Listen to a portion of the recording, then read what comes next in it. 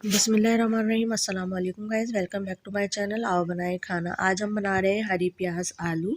हमारे पास आधा किलो हरी प्याज है, 750 ग्राम हमारे पास आलू हैं, 1 पाव टमाटर और हरी मिर्चें हैं। सबसे पहले हम हरी प्याज के वाइट पोर्शन को अलग कर लेंगे और ग्रीन पोर्शन को अलग कर लेंगे इस तरह से, और अलग अलग इनको काट लेंगे। ये देखिए हमने अलग कर लिया है और ग्रीन पोर्शन अलग कर लिया है। अब हमने तमाम सब्जियां काट ली हैं। प्याज हमने काट लिए ग्रीन वाला पोर्शन, और वाइट पोर्शन भी अलग से हमने काट लिया है।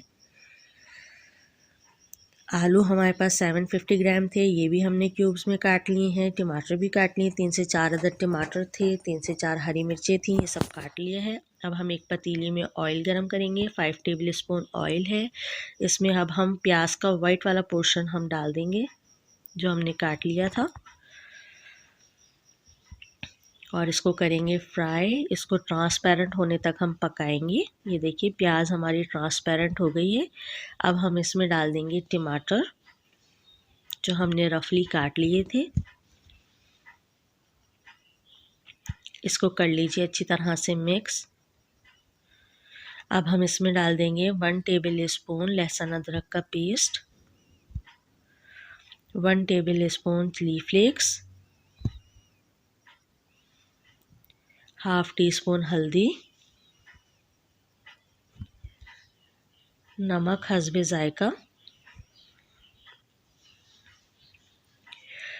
4 अदद हरी मिर्चें हैं जिसको हमने काट लिया है, वो भी हमने इसमें डाल दिए हैं, और इसको कर रहे हैं हम अच्छी तरह से मिक्स। हम इसको इतना पकाएंगे कि इसका ऑयल सेपरेट हो जाए। ये देखिए इसका ऑयल सेपरेट हो गया, मसाला अच्छी तरह से भुन गया है। अब इस टाइम हम इसमें डाल देंगे हरी प्याज, आलू जो हमने क्यूब्स में काट लिए थे, ये डालकर अच्छी तरह से हम इसको करेंगे मिक्स। इसमें हम पानी ऐड नहीं करेंगे, इसको कर देंगे हम कवर, और इसको पकाएंगे स्लो फ्लेम पे ताकि आलू हमारे अच्छी तरह से गल जाए। ये देखिए अब हम करते हैं चेक। तकरीबन 20 से 25 मिनट बाद स्लो फ्लेम पे हमने रखा था। इसको कर लीजिए मिक्स, और अब हम आलू को करते हैं चेक कि आलू हमारे अच्छी तरह से गल गए हैं।